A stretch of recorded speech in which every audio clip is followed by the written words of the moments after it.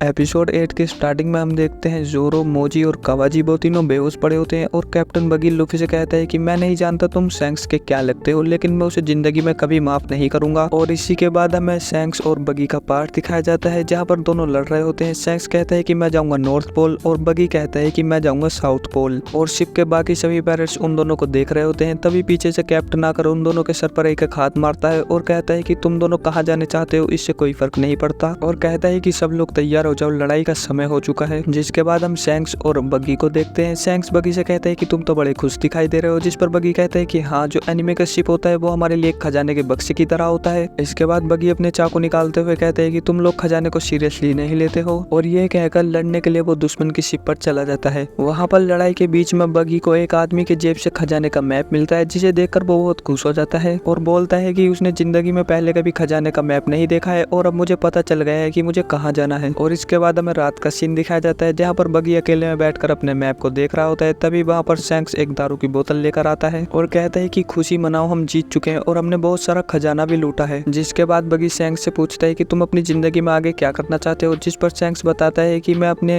एक टीम बनाना चाहता हूँ और दुनिया घूमना चाहता हूँ। लेकिन बगी बोलता है कि दुनिया घूमने से क्या होगा, तुम्हें पैसे नहीं चाहिए क्या? इस पर शैंक्स बोलता है कि हर बार पैसे के पीछे भागना ठीक नहीं है। और शैंक्स बगी से पूछता है कि क्या तुमने डेविल फ्रूट के बारे में सुना है? जिस पर बगी कहते हैं डेविल फ्रूट ये क्या होता है? तब शैंक्स उसे बताता है कि हमने जो खजाना लूटा है उसमें हमें डेविल फ्रूट मिला है। जो भी उस डेविल फ्रूट को खाता है उसमें डेविल की पावर्स आ जाती है, लेकिन समुद्र उससे तैरने की शक्ति छीन लेता है। जिस पर बगी कहता है कि कोई बेवकूफी वजह उसे खाएगा, लेकिन मन ही मन सोचता है कि क्या हुआ अगर मैं उसे खा नहीं सकता तो मैं उसे 100 मिलियन बैरिस के लिए बेच तो सकता हूँ। जिसके बाद हमें अगले दिन का सीन दिखाया जाता है जहाँ पर जो बगी होता है वो डेविल फ्रूट को सबके सामने उठाकर अपने मुंह में रख लेता है। ये देखकर सब लोग हैरान हो जाते हैं और बगी से पूछते हैं कि क्या तुम्हें शरीर में कोई बदलाव दिखाई दे रहा है? जिस पर बगी कहते हैं नहीं, मैं तो बिल्कुल ठीक हूँ, मुझे कोई बदलाव नहीं दिखाई दे रहा। और कहता है ये तो बस नॉर्मल फ्रूट है, डेविल फ्रूट जैसा कुछ नहीं होता। जिसके बाद सभी पायरेट्स वहां से चले जाते हैं। फिर हमें रात का सीन दिखाया जाता है जहाँ पर बगी कह रहा होता है कि सब कुछ बिल्कुल आसानी से हो गया, मैंने जो असली फ्रूट था उसको नकली से बदल दिया था और सबके सामने नकली फ्रूट खाया था और अब इस फ्रूट को बेचकर मैं अपनी एक पायरेट की टीम बनाऊंगा। और तभी पीछे से शैंक्स आ जाता है और बगी डर के मारे उस फ्रूट को अपने मुंह में रख लेता है। शैंक्स कहता है ठीक है, जो तुमने खाना चुराया है उसे जल्दी से खा लो, इतना मैं यहाँ से जाता हूँ। दरअसल शैंक्स को लग रहा होता है कि बगी ने शिप से खाना चुराया और इसलिए ये कहकर वो वहाँ से चला जाता है। और बगी सोचता है कि अच्छा हुआ शैंक्स को इसके बारे में पता नहीं चला। और तभी दोबारा अचानक से शैंक्स उसके पीछे आ जाता है और कहता है कि कैप्टन का ऑर्डर है, मैं तुम्हें बताना भूल गया। और शैंक्स को देखकर बगी डर जाता है और गलती से वो फ्रूट को निगल लेता है।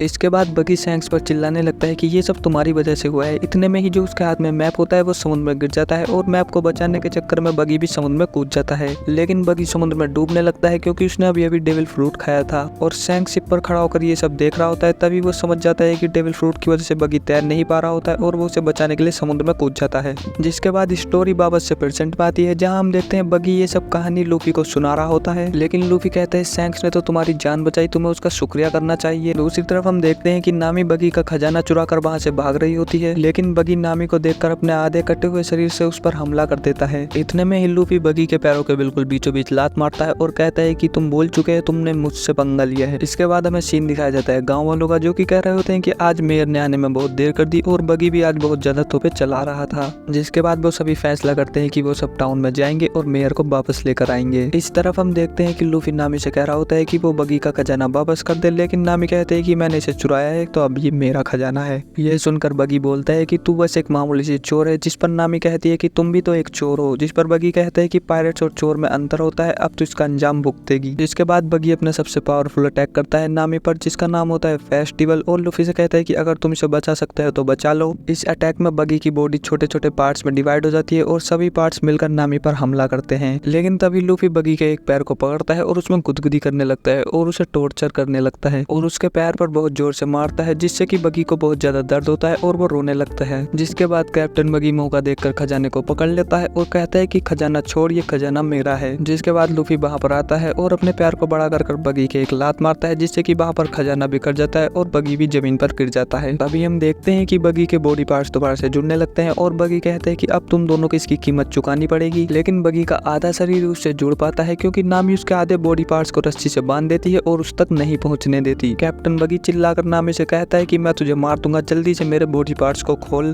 तभी लूफी अपने हाथों को पीछे की ओर खींचता है और बगी के आधे शरीर पर पंच मारकर उसे बहुत दूर फेंक देता है। जिसके बाद हम देखते हैं लूफी को, जो कि शैंक्स की हेड को लेकर खड़ा रहता है और बहुत दुखी रहता है। जाता है, जिस पर नामी कहती है कि मैं इस हैट को ठीक कर दूंगी क्योंकि तुमने मेरी जान बचाई है। यह कहने के बाद नामी लूफी को ग्रैंड लाइन का मैप देती है और कहती है कि मैं तुम्हारी टीम में तो हूँ लेकिन मैं एक पायरेट नहीं हूँ। जिसके बाद लूफी जोरो के पास जाता है, उसे थप्पड़ मारकर उठाकर कहता है कि देखो हमें ग्रैंड लाइन का मैप मिल गया और नामी भी अब हमारी टीम में है। तभी वहाँ पर मेयर को ढूंढते हुए आ जाते हैं गाँव वाले और लूफी से पूछते हैं कि हमारे मेयर कहाँ पर हैं। तभी वो लोग देखते हैं कि मेयर वहीं पर बेहोश पड़ा होता है और वो सोचते हैं कि मेयर की ये हालत किसने की होगी, लेकिन लूफी उन्हें सच बता देता है और कहता है कि मेयर की ये हालत मेरी वजह से हुई है। जिसके बाद गाँव वाले बहुत ज्यादा गुस्सा हो जाता है और पूछते हैं कि क्या तुम लोग पायरेट्स हो, जिस पर नामी कहती है कि नहीं हम पायरेट नहीं है। तभी लूफी कहता है कि हाँ हम पायरेट्स हैं। यह सब सुनकर जोरो हंसने लगता है और नामी गुस्सा होती है और लूफी से कहती है कि तुम्हें इतना सच बोलने की क्या जरूरत थी। जिसके बाद लूफी जोरो को अपने कंधे पर उठाता है और वहां से भागने लगता है। नामी भी उसके पीछे भागने लगती है और सब गाँव वाले उन तीनों के पीछे भागने लगते हैं। वो तीनों भाग रहे होते हैं, तभी उनको रास्ते में मिलता है चोचो, जो कि गाँव वालों पर भौंकने लगता है और उन्हें आगे नहीं जाने देता। वो तीनों चोचो की मदद से वहां से भाग जाते हैं और अपनी बोट के पास पहुंच जाते हैं। जिसके बाद हम देखते हैं मेयर को, जो कि बेहोशी की हालत से उठ चुका है और मेयर उठने के बाद उन तीनों के पीछे चला जाता है। इधर हम देखते हैं लूफी, जोरो और नामी को, जो कि बोट से वहां से जा रहे होते हैं। तभी पीछे से मेयर आता है और इन तीनों को शुक्रिया बोलता है। यह देखकर लूफी मुस्कुराता है। तभी मेयर अपने पीछे एक सोने का बैग देखता है, जो कि लूफी गाँव वालों के लिए छोड़ कर गया है। यह देखकर नामी को बहुत ज्यादा गुस्सा आ जाता है और वो लूफी का मुंह पानी में डुबाने लगती है। यह देखकर जोरो बहुत ज्यादा हंसता है और यह एपिसोड यहीं पर एंड हो जाता है।